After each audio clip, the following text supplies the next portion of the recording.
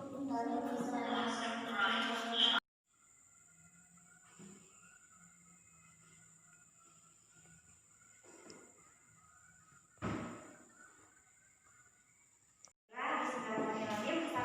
warahmatullahi wabarakatuh. Waalaikumsalam warahmatullahi wabarakatuh. Selamat pagi semuanya. Pagi.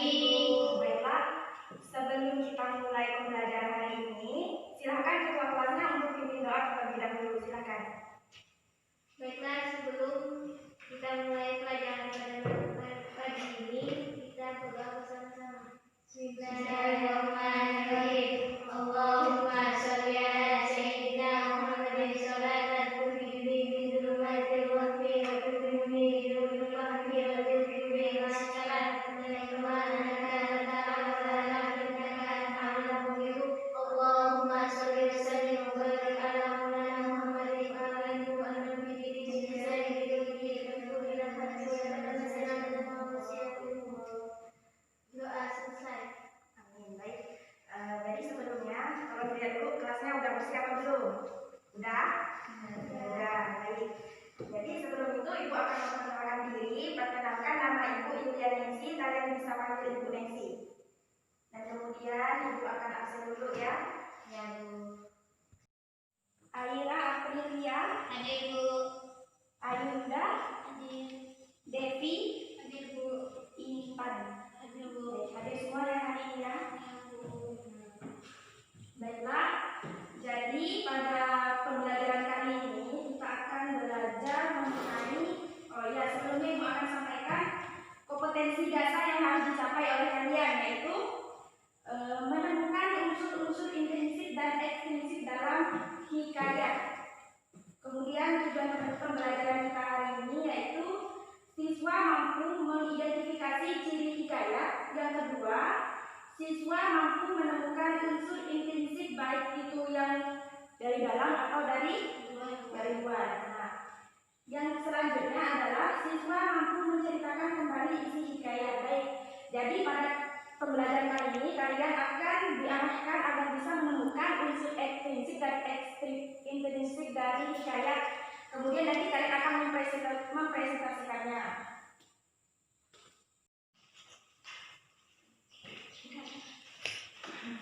Baik, nah sebelumnya kan kita sudah pernah belajar pengertian hikayat itu apa, ciri-cirinya apa, dan lain sebagainya. Siapa di antara kalian yang masih ingat pengertian dari hikayat itu apa? Saya, Bu. Silakan. Hikayat adalah sebagai cerita yang membentuk prosa panjang bahasa Melayu yang menceritakan tentang kehebatan dan kepahlawanan orang pertama dengan segala kesaktian, keanehan, dan karomah yang mereka miliki. Jadi, hikayat itu adalah cerita rekaan berbentuk prosa panjang berbahasa Melayu yang menceritakan tentang kehebatan atau kepahlawanan orang ternama dengan segala kesaktiannya, keanehan, bahkan karomah yang dimiliki orang tersebut. Baik. Berikan aplaus untuk teman yang tadi udah.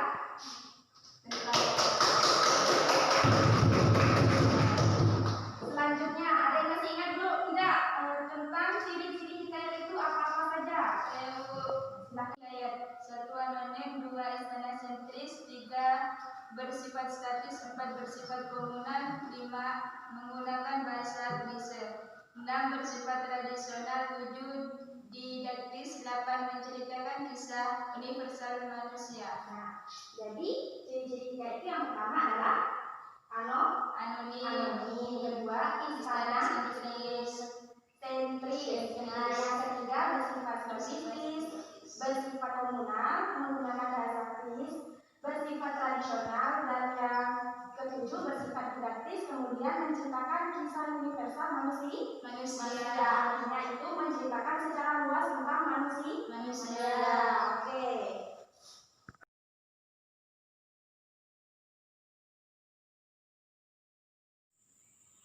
Baik, jadi sekarang kita masuk aja ke pembelajaran kita sesuai kajian yang tadi Ibu kasih tahu sama kalian.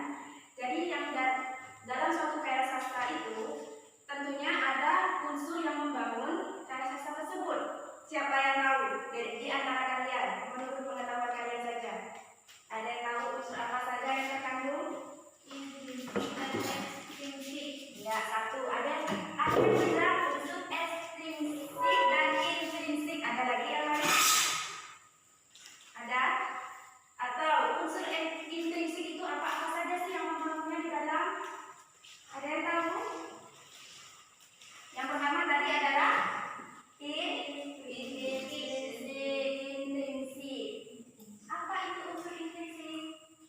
Ada yang tahu? Unsur yang membangun dari dalam. Iya. Unsur yang membangun dari dalam. Unsur yang membangun karya sastra dari dalam. Pintar. Nah, kemudian apa-apa saja sih yang ada di dalam unsur pembangunan yang dari dalam ini? Ada tahu? Yang pertama, Seperti tema. Satu, tema. Apa itu tema? Ayo, kebanyakan dari siswa itu terkadang keliru ya, menamakan tema itu sama dengan judul bu katanya. Tapi sebenarnya tema dengan judul itu berbeda. Kalau judul ada di depan, nah kalau tema ada di mana? Dalam. Sebenarnya iya. Tema itu adalah gagasan pokok yang diangkat dari dalam cerita. Beda dengan judul. Kalau judul dia ada di depan. Ini sih apa misalnya kayak tentang Abu Nawas, ya judulnya Abu Nawas. Kalau tema apa? Yang ada di dalam cerita tersebut. Iya. Gagasan pokok yang dari semua cerita yang ada di dalam. Contohnya seperti tema tentang persahabatan, tema sosial, religi, apalagi tentang persahabatan. Nah, kayak gitu yang dinamakan dengan tema. Kemudian yang kedua ada apa saja selain tema? Ayo apa? Coba diulang kembali. Alur. Alur itu apa? Alur adalah, ayo berani tunjukkan, nggak apa-apa salah, kita belajarnya sama-sama. Yang namanya orang belajar itu pasti salah. Apa? Tunjuk tangan. Saya bu. Apa itu alur? Ada yang tahu? Alur. Masa dari sekian banyak orang nggak tahu alur itu apa? Alur adalah rangkaian peristiwa yang membentuk cerita. Dari bagian awal sampai bagian akhir. Nah, itu disebut dengan rangkaian cerita. Apa sih yang terjadi di dalamnya? Nah, itu disebut dengan alur. Jadi alur itu apa? Rangkaian yang ada dalam cerita. Yang ada dalam cerita. Kemudian apa lagi selain tema alur? Ada tokoh. Iya, yang unsur paling penting dari sebuah karya sastra itu adalah tokoh. Masa orang nak cerita tak ada tokohnya, apa yang mau diceritakan? Nah, kan logikanya seperti itu. Apa itu tokoh? Orang yang ada dalam cerita. Orang yang ada dalam cerita. Selain itu, apalagi pengertian lain dari tokoh itu apa? Ayo tunjuk tangan, siapa yang tahu? Ayo tunjuk tangan yang dia. Tokoh itu apa? Nah, jadi seperti yang pengertian yang sudah dilontarkan temannya tadi, tokoh itu adalah orang yang ada dalam cerita. Biasanya kalau di dalam sebuah hikayat itu manusia yang super sakti. Kesaktian itu nggak masuk dari akal. Apa tuh punya keajaiban di luar dari manusia biasanya. Contoh, siapa yang pernah baca hikayat di sini? Ada? Nggak ada? Nggak ada bu. Nggak ada. Nah ini salah satu penghambatnya. Karena apa? Sesuai dengan tadi tujuan pembelajaran hikayat tadi, yaitu karya itu lebih cinta kepada sastra di Indonesia. Contohnya itu seperti hikayat. Nah, kemudian selain tokoh itu ada latar. Apa itu latar? Ada yang tahu? Itu kalau sebagai latar kita tahu bu, tapi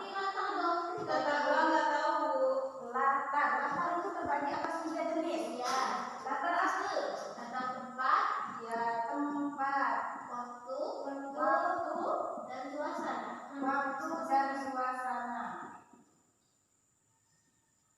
Ada yang bisa beri contoh ibu kata tempat itu seperti apa, waktu itu seperti apa, suasana itu seperti apa? Tempat itu Tunjukkan dulu. saya Bu. Kalau kata tempat itu seperti tempatnya di sekolah, di rumah, itu tempat. Ya, Kalau kemudian waktu itu seperti waktu pagi, kah, siang, Sore. malam. Kalau suasana itu bagaimana ceritanya, sedih kah, senang atau gimana gitu. baik, tepuk tangan buat teman yang lain. Ya. Apa lagi selain tema, alur, tokoh, latar? Ayo, apa lagi? Anu apa? Lupa aku. Nama Sudut? sekolah Sudut pandang. Iya, sudut pandang. Bukan sudut ruangan ya. di mana Sudut pandang. Apa itu? Sudut pandang.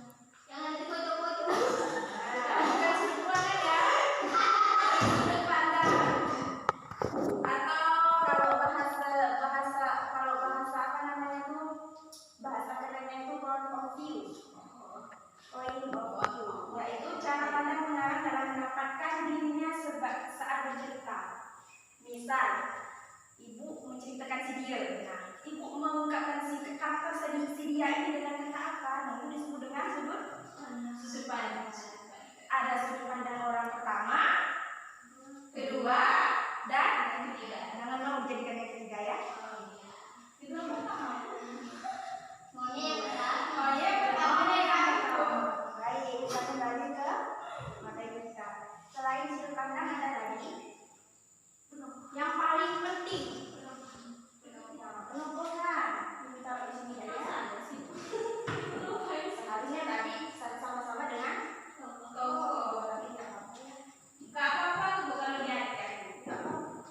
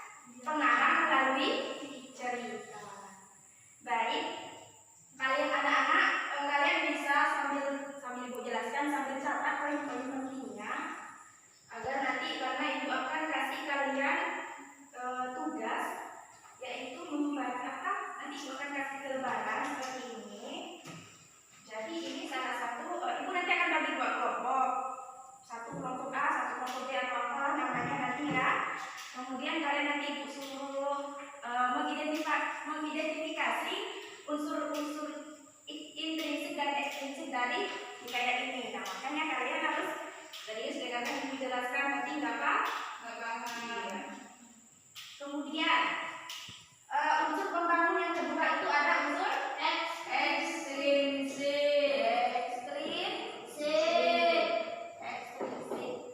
Kalau tadi ini unsur pembangun dari dalam, isinya ada tema, alur tokoh, ya ada 7 unsur lagi di dalamnya. Nah, kalau unsur ekstrinsik ini Dari luar. iya, unsur pembangun dari luar. Unsur pembangun dari luar. Dari luar. Apa-apa saja, ada yang tahu? Nilai moral, Ya, nilai moral, nilai agama, moral. nilai sosial, Ada yang bilang nilai moral, nilai agama, agama, kemudian nilai sosial, sosial, apa lagi? Ada lagi? Budaya. Nah, sekarang ibu mau tanya, moral itu apa? Moral itu yang berkaitan tentang, ayo apa? Tentang Hah? Kan tadi ada yang menyebutkan katanya unsur ekstrinsik itu adalah unsur pembangun karya sastra dari luar, Bu. Isinya ada moral, ada agama, sosial, dan budaya. Nah, moral itu apa? Yuk jawab. Yang tahu aja, yang bisa jawab semampunya. Moral adalah yang berkaitan dengan baik, iya baik buruknya seseorang. Nah, jadi kalau dalam hikayat itu nilai moralnya ini adalah baik buruknya tidak suatu tokoh dalam hikayat tersebut. Kemudian nilai agama ini berkaitan dengan apa? Iya, tentang agama, misalnya tentang sholat, sedekah, dan lain sebagainya. Jadi dalam hikayat itu pastinya ada unsur seperti ini, pasti ada, karena ini yang menjadi tujuan menciptakannya suatu karya sastra. Kemudian nilai sosial, contohnya seperti apa itu? Berkaitan tentang ya teman. Iya, pergaulan dengan teman di sekolah, di masyarakat, dan bangsa. Jadi dalam hikayat itu pasti ada, ya, yang berkaitan dengan nilai moral, agama, sosial yang nantinya itu akan akan bermanfaat bagi masyarakat. Kemudian yang terakhir adalah nilai budaya. Budaya ini apa sih, Bu? Kayak apa sih contohnya? Ada yang bilang budidaya, Bu. Iya, gabungan dari budidaya. Tapi kalau dalam hikayat nilai budaya ini bisa kita lihat ya, yang kasih contoh itu seperti apa ya? Suatu budaya, misalnya kan kalau tadi ibu contohkan kayak contohnya maling kundang tuh. Nah, budayanya orang Padang tuh gimana sih kalau mau cari nafkah? Tentunya dia berlayar kan jauh-jauh, pantang pulang sebelum kalian. Kalau misalnya di daerah kalian ini seperti apa? Pantang pulang tuh kalau sebelum selesai sekolah, nggak boleh pulang kampung. Nah, seperti itu. Baik, sudah mengerti tentang unsur ekstrinsik dan intrinsik?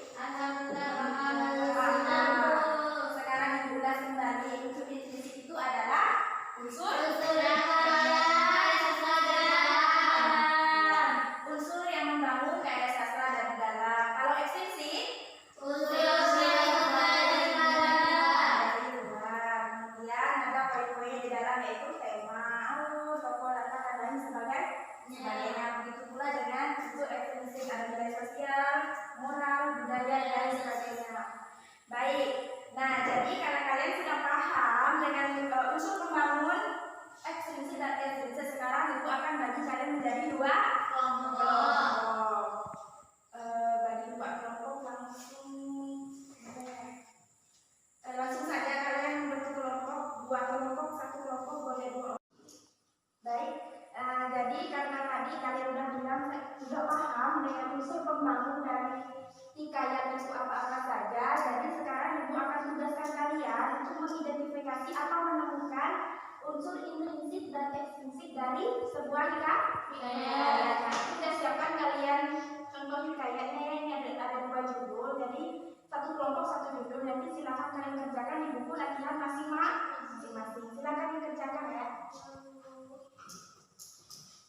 RJK-nya yang ini aja, jangan tulis itu ya. Silakan dikerjakan. Kalau misalnya ada tidak paham, boleh ditanyakan dengan ibu ya. Silakan diskusi dengan teman-teman ya. Anymore like we used to do. We don't love anymore. What was all of it for? Ooh, we don't talk anymore like we used to do. I just heard you found the one you've been looking for. I wish I would have known that wasn't me. 'Cause even after all this time I still wonder why I can't move on just the way you did so easily. Don't wanna know the kind of dress you're wearing tonight, if he's holding on to you so tight, the way I did before. I overdosed, should've known your love was a game. Now I can't get you out of my brain. Oh, it's such a shame that we don't talk anymore. We don't talk anymore. We don't talk anymore like we used to do. We don't laugh anymore. What was all of it for? Ooh, we don't talk anymore like we used to do. I just hope you're lying next to somebody who knows how to love you like me. There must be a good reason that you're gone. Ada yang udah selesai? Udah, Bu. Silakan untuk maju presentasikan hasil dari itunya ya, satu dari kelompok ini dulu. Silakan maju. Satu orang saja. Silakan kalian bacakan berdasarkan hasil kalian diskusi dengan temannya tadi. Ngadapnya ke sana. Ayo silakan dibacakan. unsur intrinsik,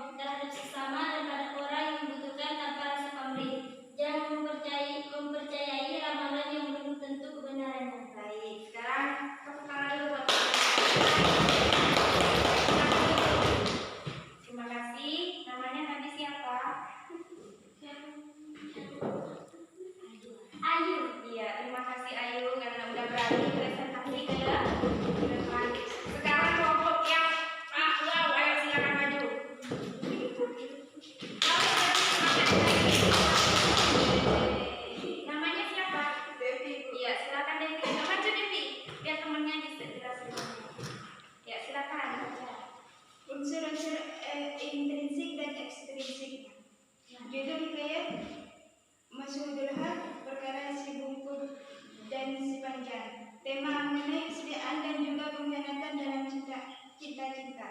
Tokoh dan penangguhan. Tokoh Mas'udul Haq bersifat arif bijaksana, gemar menolong, pandai dan baik hati. Mas'udul Haq pun tumbuh besarlah kelakian, maka bertambah kecerdikan akalnya itu. Si panjang atau Betawi licik dan egois. Setting tempat sungai, tepi sungai. Suasana menyenangkan, menegangkan dan membingungkan. Waktu tidak diketahui. Unsur ekstrinsiknya, kita mesti mensyukuri apa kita miliki. Janganlah pernah memiliki perasaan sirik dan dengki dengan apa yang tidak kita miliki, sebab apa yang kita miliki saat ini merupakan pemberian yang maha kuasa yang sudah diberikan pada kita, dan mungkin itu memang suatu yang memang terbaik untuk kita. Itu nilai religiusitas. Nilai moral, jangan pernah kita memutarbalikkan fakta dengan mengatakan bahwa yang salah satu benar dan sebaliknya, sebab sebagaimanapun juga kebenaran dapat mengalahkan kebatilan. Nilai sosial budaya, apapun tindakan kesalahan yang dilakukan pastilah suatu saat akan mendapatkan ganjaran. Pada hikayat ini dijelaskan bahwa seorang yang sudah berbuat kesalahan seperti berbohong maka akan didera sebanyak 100 kali. Baik, terima kasih Ayu. Tepuk tangan dulu pada Ayu. Baik, tadi udah dipresentasikan kan hasil dari analisis kalian tentang hikayat. Nah, jadi itulah tadi kan udah tahu unsur-unsurnya, yaitu unsur intrinsik dan ekstrinsik.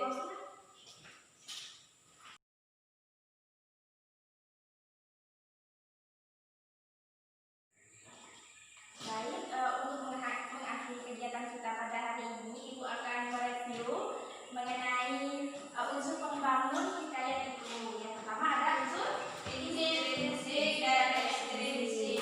Nah, jadi ada kesulitan tidak tadi dalam menganalisis atau mencari kedua unsur tersebut? Ada kesulitan? Tidak ada kesulitan. Jadi Ibu harap selain kalian mempelajari hikayat itu di pembelajaran